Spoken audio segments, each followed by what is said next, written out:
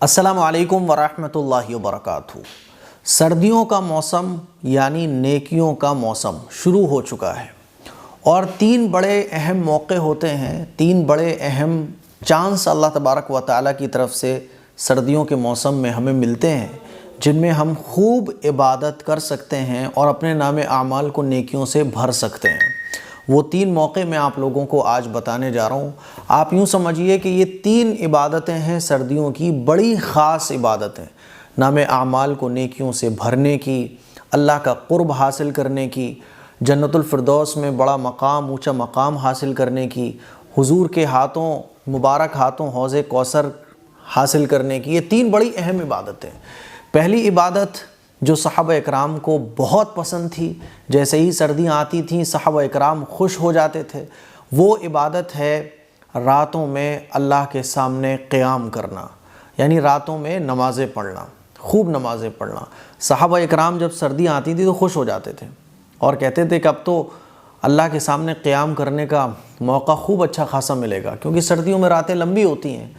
تو اب ہم لوگوں کی تو نمازیں اتنی چھوٹی ہوتی ہیں کہ اگر ہم اپنی قضا ہی ادا کر لیں تو یہ بہت بڑی بات ہے نا، کیونکہ آج کل نمازوں کے اندر سستی بہت پائی جاتی ہے۔ حد تو یہ ہو گئی ہے مسلمانوں سے کہ مسجد کے اندر بیٹھے ہوتے ہیں لیکن نماز نہیں پڑھنے جاتے۔ میرے یہاں کئی لوگ ایسے آتے ہیں، مجھ سے ملاقات کرنے کے لیے آتے ہیں کہ یہاں آ کے بیٹھ جائیں گے، آفس میں نیچے بیسمنٹ ہے مسجد کے، نماز کا وقت ہو جائے گا تو نماز پڑھنے کے لیے اوپر نہیں جائیں گے، بیٹھے رہیں گے انتظار میں، مجھ سے ملنا ہے تو میرا انتظار میں، والد صاحب سے ملنا ہے تو والد صاحب کے انتظار میں۔ تو میں پوچھتا ہوں نماز پڑھی کہ نہیں پڑھی؟ کیوں نہیں پڑھی میرے بھائی؟ مسجد میں بیٹھے ہوئے آپ نے نماز نہیں پڑھی؟ تو نماز کے اندر سستی مسلمانوں کے اندر اتنی عام ہو گئی ہے کہ اب تو نفل نمازوں کا نمبر ہی جناب بہت بعد میں آئے گا، ہم اپنی قضا نمازوں کو ہی پورا کر لیں پہلے۔ لیکن صحابہ اکرام نماز کے پابند تھے، ان کی نمازیں قضا نہیں ہوا کرتی تھیں، تو قضا نمازوں کو ادا کرنے کا مسئلہ ہی نہیں تھا ان کی زندگی میں، تو وہ لوگ نفل نمازیں خوب لمبی لمبی پڑھا کرتے تھے۔ ان کی ایک رکعت میں سورہ بقرہ چل رہی ہے، ایک رکعت میں سورہ آل عمران چل رہی ہے، لمبی لمبی صورتیں۔ تو اللہ کو یہ بہت پسند ہے کہ بندہ اللہ کے سامنے کھڑا ہو اور قرآن مجید کی تلاوت کرے۔ تو صحابہ اکرام خوش ہو جاتے تھے کہ راتیں لمبی ہو گئیں، اب اللہ کے سامنے خوب قیام کرنا ہے، خوب رونا ہے، خوب قرآن مجید کی تلاوت کرنی ہے۔ تو رات کی عبادت سردیوں کے موسم میں اللہ کو یہ بہت پسند ہے۔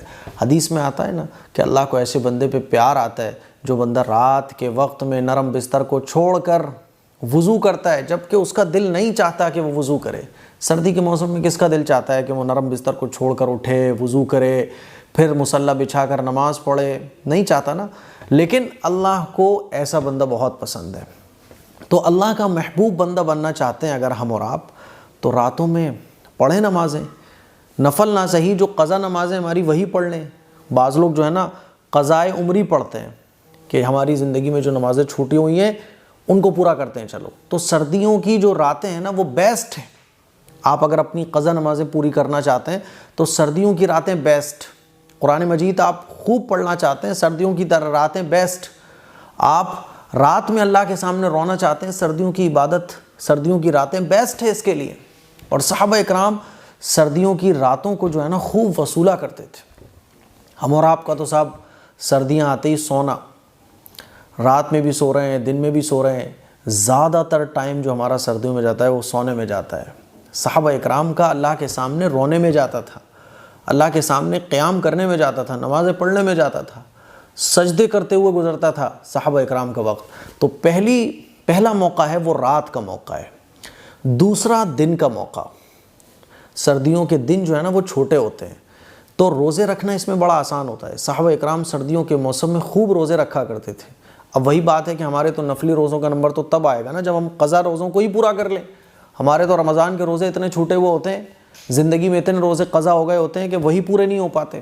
تو قضا روزے رکھنے کے لیے اور نفلی روزے رکھنے کے لیے بیسٹ ہے سردیوں کا دن۔ گرمیوں میں ایسے سمجھ لو کہ ایک کھانے کے بعد دوسرا کھانا، اور سردیوں میں پورا روزہ ہو جاتا ہے، دن اتنا چھوٹا ہوتا ہے۔ تو سردیوں کا دن روزے کے لیے بیسٹ ہے۔ تو یہ دو عبادتیں ہو گئیں۔ تیسری عبادت ہے سردیوں میں وضو کرنا۔ وضو کرنا اللہ کو بہت پسند ہے۔ جب بندہ سردی میں وضو کرتا ہے نا تو اللہ کو یہ وضو کرنا بڑا پسند ہے، اسی لیے سردی میں جو ہے نا باوضو رہنے کی کوشش کرو۔ اور چوتھی ایک بڑی اہم عبادت جو میں آپ لوگوں کو خاص طور پر بتانا چاہتا ہوں وہ ہے سردیوں میں غریب لوگوں کی مدد کرنا۔ آپ کو پتہ ہے لاکھوں لوگوں کا جو انتقال ہوتا ہے وہ سردی کی وجہ سے ہوتا ہے، کیونکہ سردیاں آ جاتی ہیں، ان کے پاس اوڑھنے کو کچھ نہیں ہوتا۔ گرمی میں تو آدمی جو ہے نا گرمی کو برداشت کر لیتا ہے، کپڑے ہلکے پہن کر اس کا گزارا ہو جاتا ہے، لیکن سردی میں گزارا نہیں ہو سکتا۔ سردی میں تو سردی سے بچنے کا چاہیے ہی چاہیے۔ اسی وجہ سے ہر سال سردیوں کے موسم میں لاکھوں لوگوں کا انتقال ہوتا ہے، صرف اس وجہ سے کہ ان کے پاس سردی سے بچنے کا کوئی انتظام نہیں ہوتا۔ الحمدللہ کئی سالوں سے A M Qasmi welfare society, جو کہ آپ لوگوں کی سوسائٹی، ہر سال ہم ہزاروں لوگوں کو ان کے گھر گھر جا کر سڑکوں پر تلاش کر کر کے، جھوپڑیوں میں جو لوگ بغیر کمبل کے سو رہے ہوتے ہیں ان کو ڈیٹین کر کے، ان کے تلاش کر کے ایسے لوگوں کو کمبل پہنچاتے ہیں، ہزاروں کی تعداد میں، اور یہ سب ہوتا ہے آپ لوگوں کے تعاون سے۔ تو اس سال بھی انشاءاللہ ہم غریب لوگوں کو کمبل دیں گے، اور یہ آپ لوگوں کا کام ہم آسان کر دیتے ہیں، کیونکہ ہر آدمی تو ظاہر سی بات ہے جاب چھوڑ کر اس کام کو نہیں کر سکتا، ہر آدمی تو جا کے ایسے خیر کے کاموں کو خود نہیں کر سکتا، ٹائم نہیں ہے، یا آپ ایسے علاقے میں ہیں جہاں غربت نہیں ہے، تو آپ ایک کمبل کی جو قیمت ہے اس مرتبہ وہ 500 روپے رکھی گئی ہے، تو آپ ایک کمبل، 2 کمبل، 3 کمبل، جتنے آپ چاہیں 500 روپے کے حساب سے، یہ جو اکاؤنٹ نمبر اسکرین پر آپ لوگوں کو نظر آ رہا ہے اس اکاؤنٹ نمبر پر آپ ٹرانسفر کر سکتے ہیں۔ انشاءاللہ کمبل کا پورا ٹرک آنے والا ہے، تو آپ جو اماؤنٹ بھیجیں گے اس سے کمبل خرید کر غریب لوگوں تک پہنچایا جائے گا۔ دیکھیں پچھلی سال بھی ہم نے کس طرح سے سڑکوں پر سوتے ہوئے لوگوں کو کمبل اڑایا، سڑکوں پہ لوگ سو رہے ہیں، پتلے سے چادر میں سو رہے ہیں۔ بعض دفعہ تو ایسے ایسے واقعات دیکھنے کو ملتے ہیں کہ آنکھوں میں آنسو آ جائیں، ایسے لوگ جو ہے نا زندگی گزار رہے ہیں۔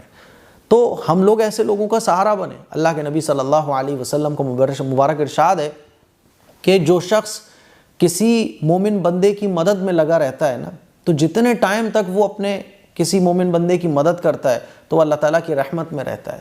ایک حدیث میں آتا ہے کہ اگر آپ کسی کو کوئی لباس پہناتے ہیں، مان لیجیے کسی کے پاس پہننے کو کپڑے نہیں ہیں، آپ نے اس کو کپڑے پہنا دیے، کسی کے پاس اوڑھنے کو کچھ نہیں ہے، آپ نے اس کو کمبل کا انتظام کروا دیا، حدیث میں آتا ہے کہ اللہ تعالیٰ تمہیں اس کے بدلے میں آخرت میں، جنت میں سبز لباس پہنائے گا۔